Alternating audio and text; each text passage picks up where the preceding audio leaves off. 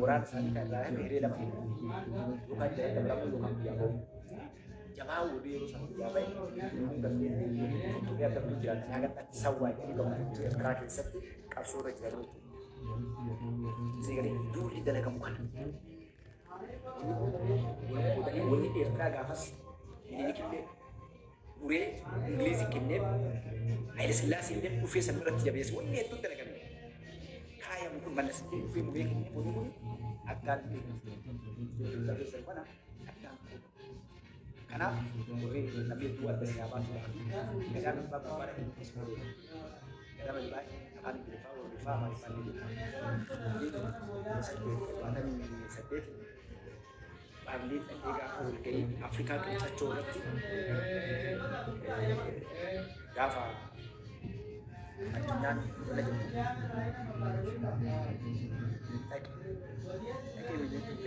lagi ini gambarnya ada makroskopi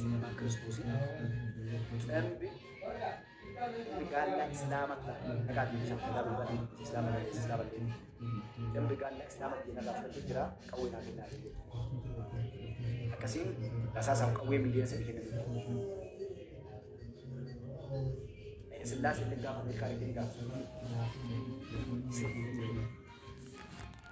إسلام تأتي سنة لما تديم جرا juga تأتي كريستانا bulan negara itu hasil bulan bakatan ada fitri di sini ada super banyak kita berkali story kita bagi di mana kita kita kita kini terjadi kita di mana dia kan apa kita di dalam bukan pasta bukan di dalam kita cuma lagi kini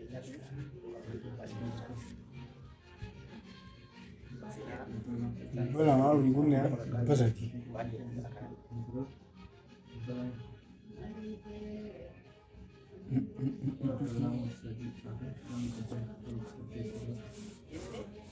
Harka kurat tu jira, tapi isasan kulese da cikristara bu, bukan negara ini kan, kasih negara sarkan kau ini dan kau ini diplomasi dalam negara itu, adunya ke seyro dengan makanan dalam negara ini.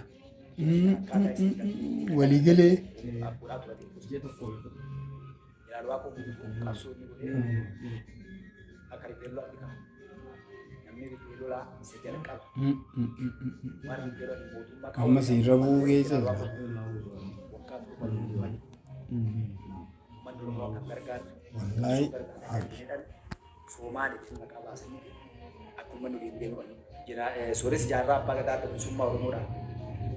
وأمني كجود النان أمس بنت بالي الأمسين تنانو افتياريتي بارو تمسا جنا كاني كتماني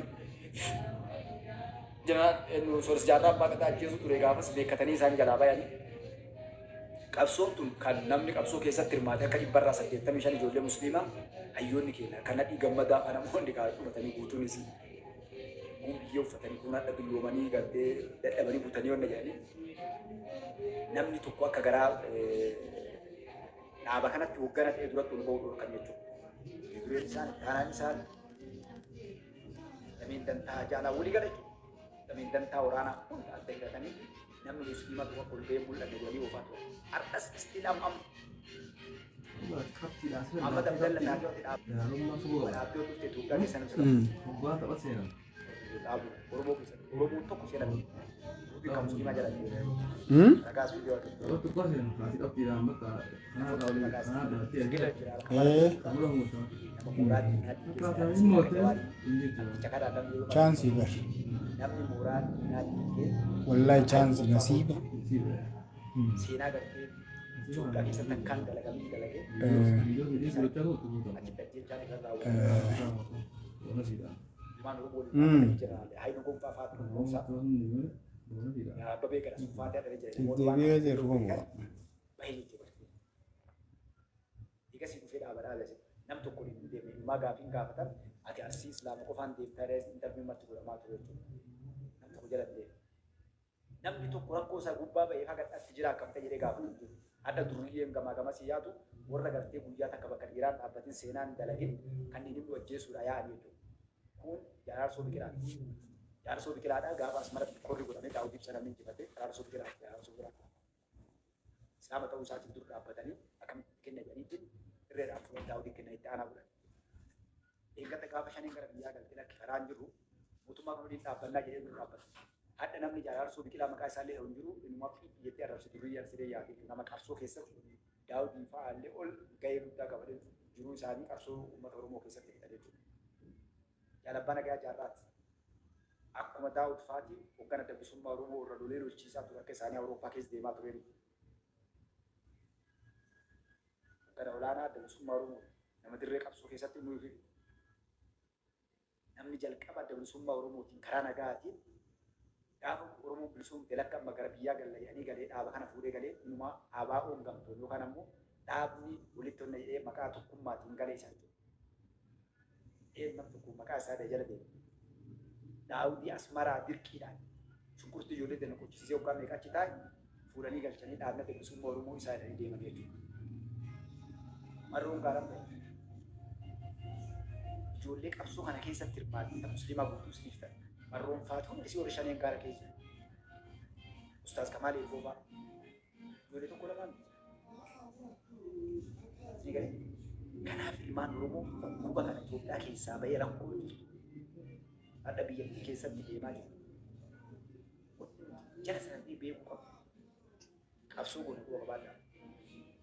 Dhabinni lafa kaanii ijaaree walii gama kana biyya walqixa amantiin namni tokko kabajamtee saba namni kamiitu kabajamee namni tokko illee yoo jiraate namni jinni amanullee yoo jiraate jibbi amantii isaa namooma isaa gosti nam tokko illee yoo jiraate sun kabajamee nagaa yoo jiraanne ilmaan keenyaafis biyya keenyaafis nagaafis ikonoomii irrattis hunda irrattu namaan qixxoonnee ol dhaabbannee beeknaa kana beeku kun qabsuu fi kun dubbannuu maali mirgi namaa amantiin haa ta'u sabaa irraa haa ta'u akka inni miidhamuu fi falmuu yeroo san nageenya biyya keenyaa dhufaa rabbiin iddoo fuullaa namaa iddoo fuullaa jechuudha. Layyaan dunda siraa layyaan daanduu gochitoota mul'ata addunyaan akkasii namni akka hojii isaa dhimma ga'ee qabu biyyarraa illee waa hunda keessatti hunda dandeettiidhaan gahee akka falee akkanumaan namni olii yaa'eetu maal ati baqaa taa'aadhaa ati mirga tokko asii hin qabne akkuma nu godhan falmachuu caraa fuul guutanii yaa'e kibbaan akka namni keessatti maal jedhamu danda'u rakkoon akka Oromiyaa keessatti keessatti hawwani keenya jiraa karaa saama ajjeefu gaafa inni isaa guutummaatti mootummaan fudhadha mana karaa irraa cabse kan uummata cabsaa diigaa irraa deemaa jennee heera kaarii qaba akkaataa itti manni hiikkatu karaa itti kaklaayyuu fi hiikkatu qarata namarraa fuudhan dhiira namarraa fuudhan akkaataa fuudhan ulaagaa kaayanii jedhanii godhamaa jira namni manni irraa cabee guutuun isaa gartee kaasaa argatee yookaan mana isaa bakka lafa argatee hin arganne maali uummanni biyya kana jeequu kaasu uummanni keenya moobilka ofii falma kee gadhabuu isaati. Rakkoo ganda magaalaa xiqqoo tokko keessa tokko yoo godhamu uummanni magaalaa sana waliin dhaabbate kan miidhagsan maal nuti godhu kaba ganda keessanii bakka biraa dhiise iyyannaa qonna fuudhan. Uummanni namoonni magaalaa bulchan fakkeenya magaalaa keessa nama 20-50 dhibbaa jiru nama 1000 jiru yoo kan mudate nama 15 magaalaa sana keessatti galtee bulchaa magaalaa irraa galee galtee tartiiba akkasii galtee yoo guddate nama 100 keessatti yoo guddifta meeshaa itti dabalatu. Manni garuu kuma yookaan miidhagina jira magaalaa sana yoo xiqqaate kuma 5 jira magaalaa sana keessa. Kumni tokko waliin dhaabbatee jara san hayi maaliif boorsituu jedhu gara namaatu dalagamaa jira. Yoo kadhataas kennaa jedhanii uummanni keenya dhaabbatee afuura dura dhugaa fatanii gandaa mul'atu.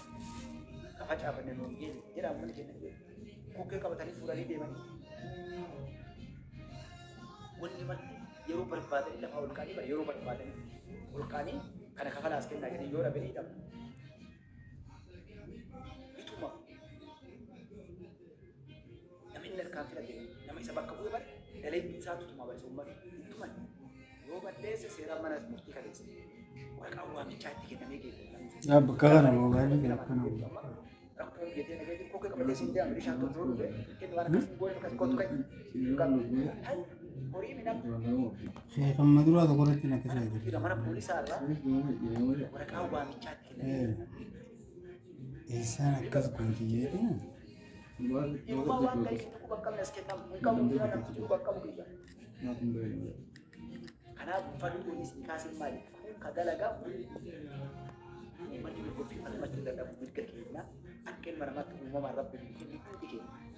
Amantii yoo nama Islaamaa nama Kiristaanaa kan tuqu taate inni qaba yoo nama Kiristaanaa Islaamaa kan tuqu taate qaba. Amma amantiileen gamaa gamana fuutee dhagaa walitti darbu. Noo ta'u jechuu qaba. Yeroo Kiristaanni tuqamu Islaamni loluufii qaba. Yeroo Islaamni tuqamu Kiristaanni loluufii qaba. Hadda biyya keenya keessatti hagamtaa akka uummanni Musliima Kiristaanaa qabu Kiristaanni Musliima qabu. Hagam gartee namooma keetiin sunnaa yoo sirra mul'ate yoo atamu koofiyyaa qottee imaama